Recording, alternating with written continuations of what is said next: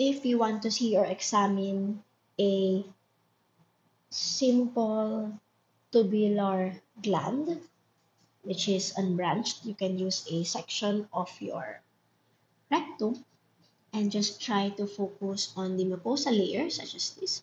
So here, you can see your tubular gland. If we zoom in, you can see that the duct system as well as the secretory unit is just test tube shape.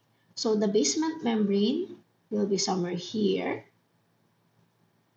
and the lumen of this gland is in the middle. We can zoom in more to better appreciate the cells. So you can see that the secretory cells of this type of gland is actually made up of your combined goblet cells.